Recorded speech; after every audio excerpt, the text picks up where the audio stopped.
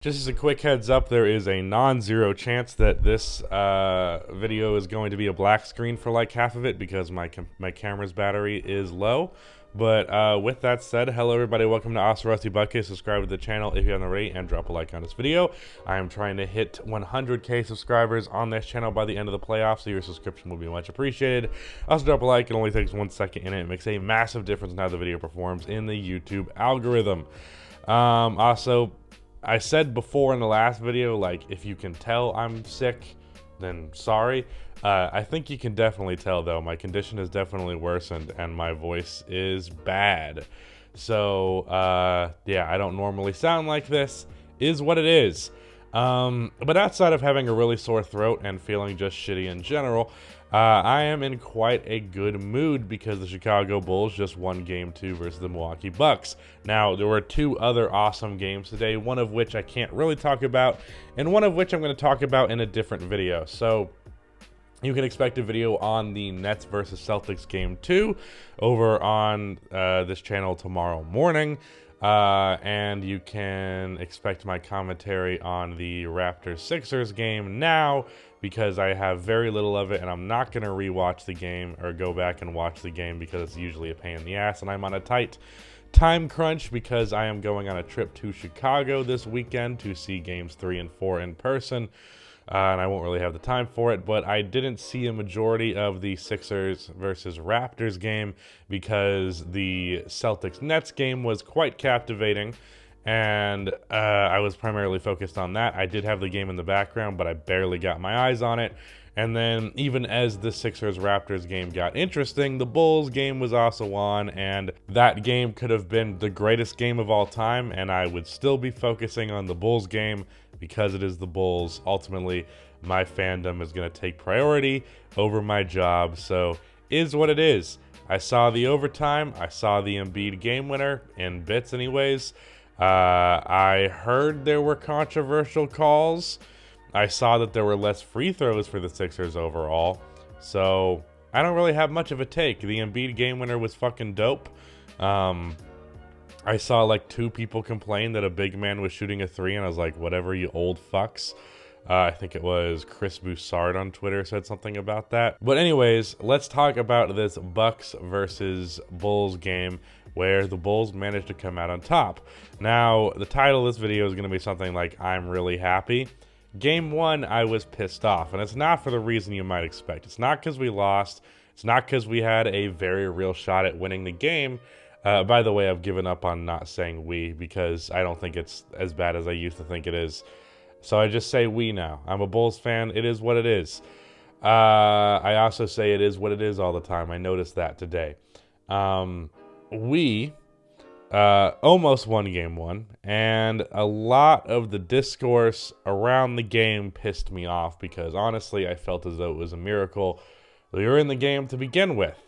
Now, kind of in hindsight, seeing as we won game 2, maybe it's not such a miracle to actually compete in this series as I originally thought, because they come back to this game and they do a fantastic job keeping up with Milwaukee, and in fact staying ahead of Milwaukee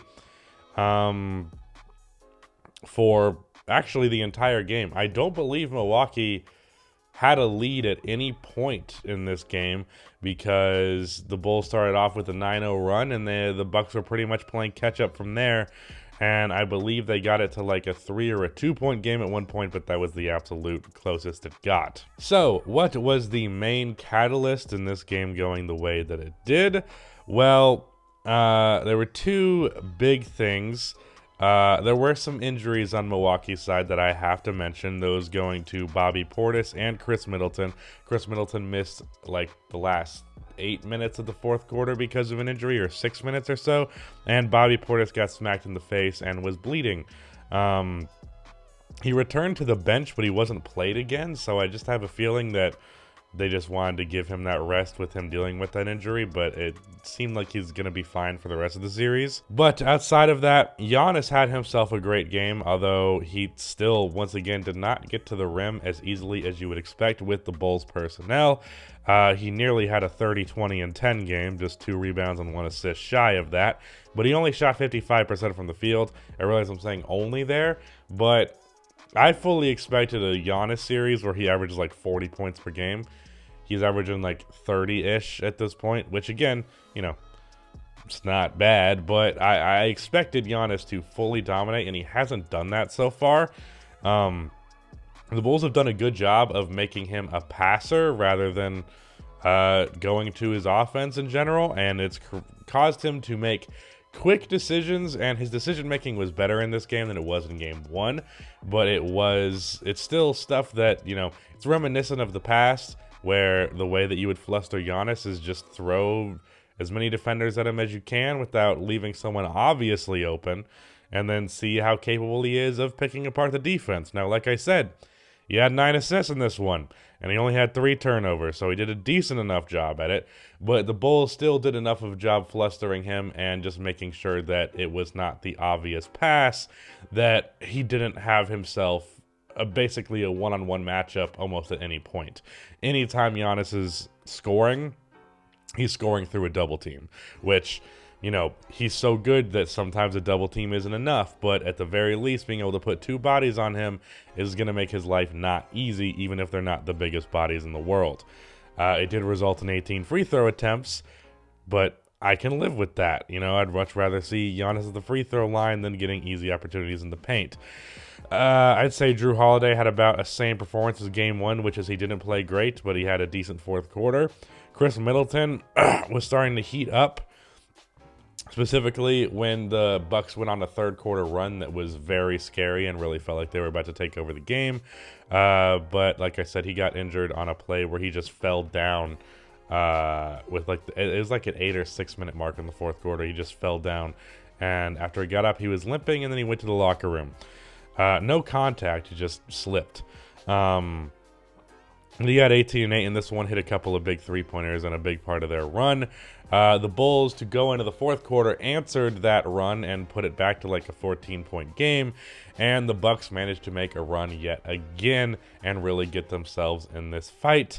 But after that, the Bulls were able to just keep enough distance for the last 2 or 3 minutes of the game to come out on top. Another guy who is worthy of a ton of praise here, Brook Lopez. He was hitting his 3-pointers. He had a lot of inside shots. I think 2 or maybe all 3 of them were and ones. And it would appear as though my battery died, like I said might happen. So yeah, I am a prophet. On the offensive side of the floor, Zach LaVine had himself a good game, but he really kind of stopped shooting the ball in the second half because DeMar DeRozan was going off and then some, and he just, you know, kind of fell into the background, which is kind of typical of this team.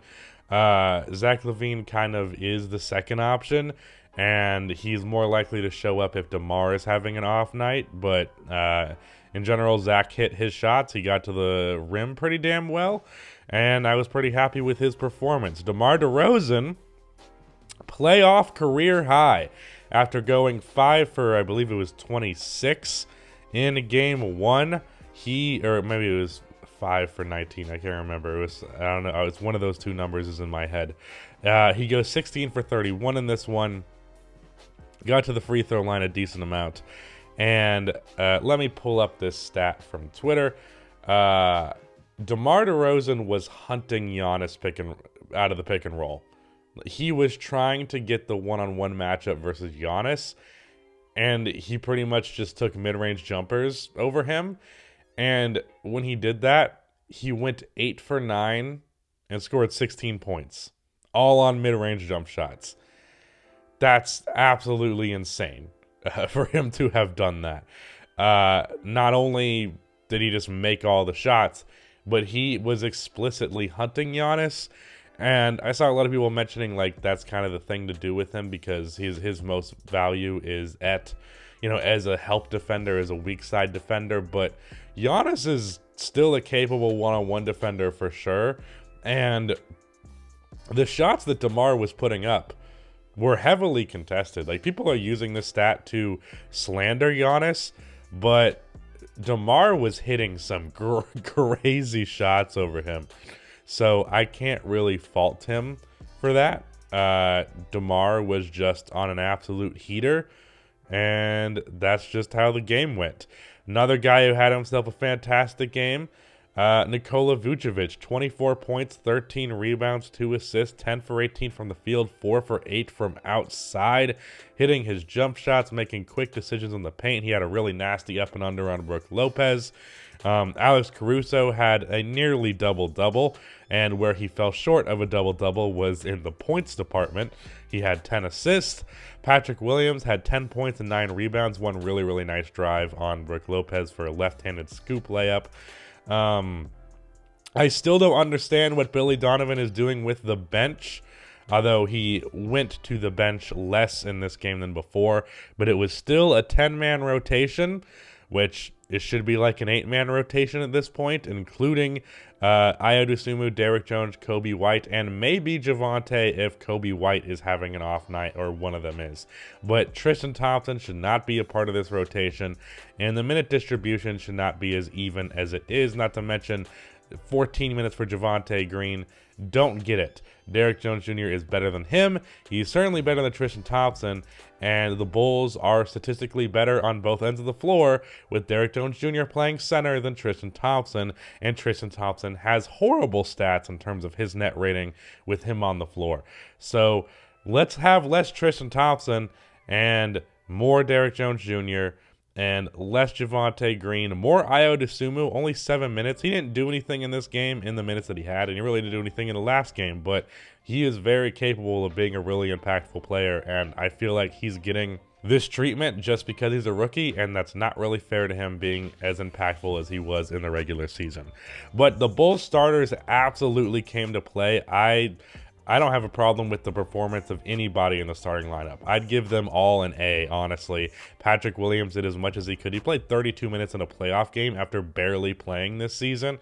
I wasn't even expecting Patrick Williams to be in the rotation for the playoffs because I didn't figure he would prove himself enough in the regular season. It would just be like, it's not that he's bad, but it's just he didn't play at all in the season. He doesn't know the system. He doesn't know all that. He's probably going to be rusty. But no, he is great now, and he's a really good primary defender for Giannis, as good as you can get on this roster anyways. Also, Alex Caruso ended up defending Giannis one-on-one quite a bit, and then it would become a double team as soon as he got anywhere near the paint, but at least the initial defender was Alex Caruso. And Alex had himself a defensive masterclass, as he has previously, just absolutely locking up Chris Middleton outside of that short run that he had in the third quarter. Kobe White didn't play well. That's pretty much the only negative that I have here. You know, I, in terms of like whether or not the Bucks should be scared, I'm not going to go too in depth because I'm going to do a video on the main channel about it.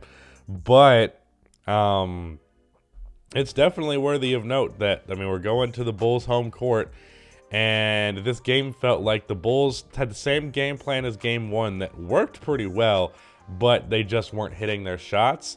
This time, same game plan, but the shots went in, and the Bulls won. And when I did my commentary for game one, I had a lot of Bucks fans rightfully point out an oversight on my part, which was that a lot of players, a lot of three-pointers were being missed by the Bucks that they wouldn't normally miss. And in this game, they went 14 for 36, which is 39% from three. That is true. And in this game, they actually hit their threes. But I think at the very least, we can say that both of these teams should have shot better in game one and they didn't. And this is what this series is going to potentially look like going forward. Also, Alex Caruso is a dog defensively, so I don't think that Middleton or Holiday are like complete anomalies for the poor performances that they have been having. Even though I think Middleton was all right today and was on his way to having a good game before he got hurt, and potentially that would have been the difference maker in this game. I won't deny that. In general, like they're having good defense played against them. It's not like they're just simply missing shots. So I kind of hate when that argument happens. It's kind of happening with Kevin Durant, although I'm not going to elaborate on that right now, even though I do believe Kevin Durant is very much deserving of some slander and some accountability. Uh, People were treating it like he had open shots all night, and it was crazy that he was missing them. Now the guy was fucking smothered and didn't really go his way as a result of that. But that's a whole nother conversation. Really happy the Bulls won this game. First playoff win in my entire adult life. Can't wait to see them in person in game 3 and 4. I'm going to have some content pre-made over here for you guys to check out. But yeah, that is it. Goodbye.